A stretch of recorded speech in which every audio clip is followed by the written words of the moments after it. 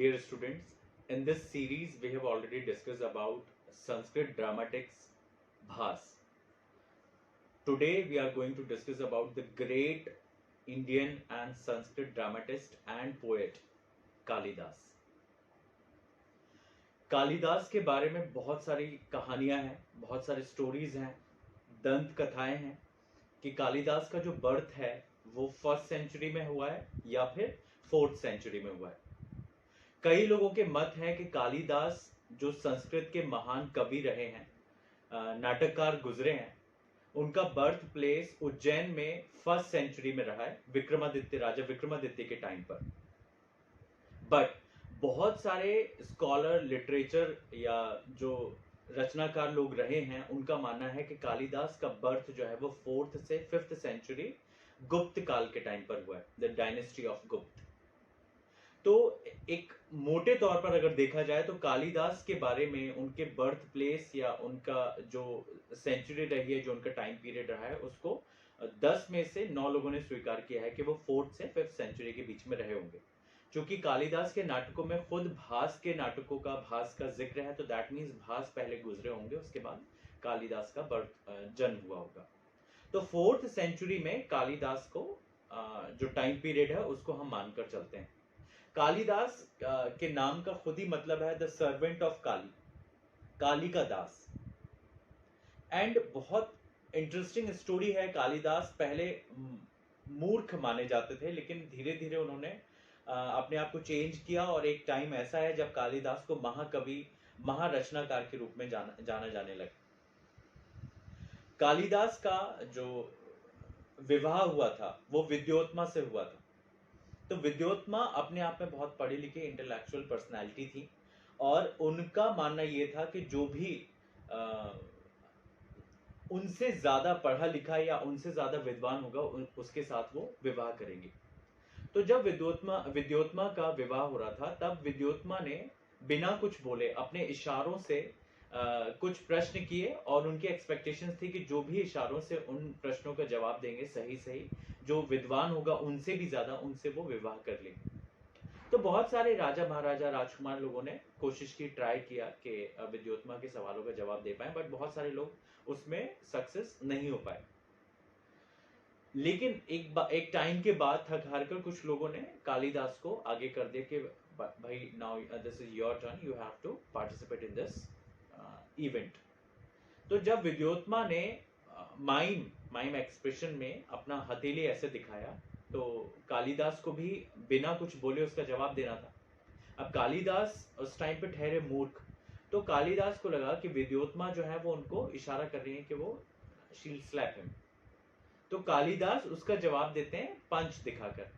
तो विद्योत्मा क्या सोचती हैं, देयर इज अ परसेप्शन, दोनों का अलग अलग परसेप्शन है कि विद्योत्मा को ये लगा कि विद्योत्मा दिखा रही है हाथ जिसमें 5 हथेलियां हैं और ये 5 हथेलियां अगर एक हो जाए तो वो ज्यादा अच्छा होता है. बट कालिदास के माइंड में कुछ और चल रहा था कि विद्योत्मा उनको पंच स्लैप करने के लिए हाथ दिखा रही है, तो वो उसको पंच से रिप्लाई कर रहे हैं. तो दोनों अपनी अपनी जगह पर अपना अपना एक थॉट प्रोसेस लेके चल रहे थे. क्योंकि विद्योत्मा उस एक्शन से इतनी ज्यादा प्रभावित हो गई थी कि उन्होंने कालिदास को एज अ हस्बैंड एक्सेप्ट कर लिया. बट कुछ टाइम के बाद पता चला कि कालिदास तो महामूर्ख हैं. तो विद्योत्मा इस बात से बहुत ज्यादा दुखी हुई, अपसेट हुई और उन्होंने उनको घर से निकाल दिया कालिदास को कि जब तक आप पंडित नहीं बन जाते हैं, विद्वान नहीं बन जाते हैं, आप घर में नहीं रह सकते, आप बाहर रहिए. ये बात कालिदास को बहुत बुरी लगती है. कालिदास घर छोड़कर बाहर चले जाते हैं, माँ काली की तपस्या करते हैं, ध्यान लगाते हैं, मेडिटेशन करते हैं, पढ़ाई करते हैं और एक टाइम के बाद वो वापस आते हैं घर.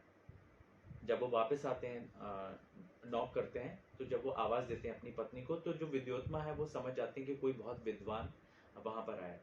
तो इस तरीके से कालिदास का जो लाइफ है वो टोटली चेंज हुआ और एक टाइम ऐसा आया कि महाकवि कालिदास को सभी ने महान रचनाकार के रूप में स्वीकार किया. तो 2-3 चीजें ये हैं कि कालिदास के नाम का अर्थ ही होता है द सर्वेंट ऑफ काली, और ये भगवान शिव के बहुत बड़े भक्त थे, काली के दास थे. 4th से 5th सेंचुरी के बीच में इनका टाइम पीरियड जो है वो माना जाता है. अब कालिदास ने गुप्त एम्पायर के टाइम की बात है, कालिदास ने तकरीबन 40 प्लेज लिखे हैं.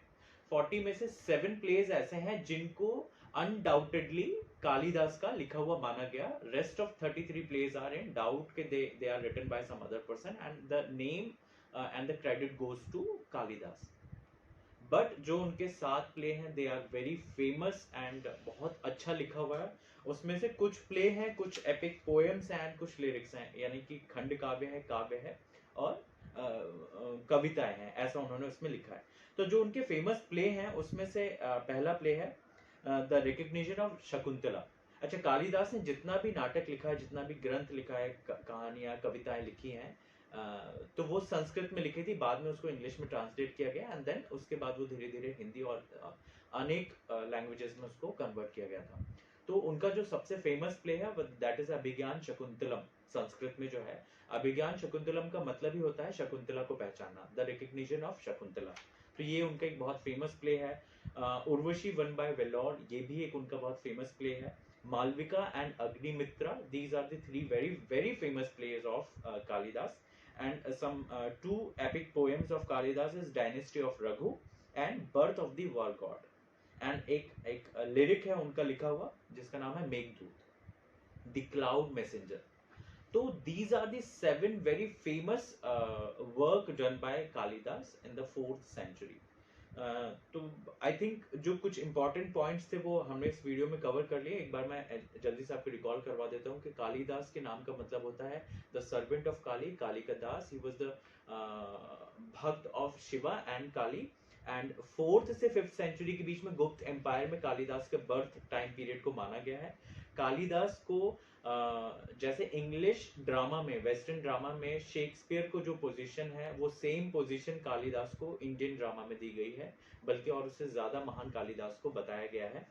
कालिदास संस्कृत में लिखते थे. तकरीबन 7 उनके वेरी फेमस वर्क्स हैं विच इंक्लूड्स खंड काव्य, पोएम्स, जिसमें अभिज्ञान शकुंतला, मालविका अग्निमित्रम और ये जो नाम मैं ऑलरेडी पहले ले चुका हूँ, ये उसके रहे हैं. और उनका जो शादी हुई थी, जो विवाह हुआ था, विद्योत्मा से हुआ था. और विद्योत्मा ही थी जिनकी वजह से कालिदास की लाइफ चेंज हुई. वो और एक टाइम पर ये जो विक्रमादित्य के टाइम, जो कई लोगों का जिनका मानना है कि वो विक्रमादित्य के टाइम पर कालिदास का बर्थ था उज्जैन में, मध्य प्रदेश के. उस टाइम पे वो 9 रत्न जो थे उसमें से एक काउंट इनका कालिदास का भी हुआ करता था. So I think this is enough for about Kalidas. In the next series, next video, we're going to discuss about the concept of story of Abhigyan Shakuntala. So that's all. Thank you.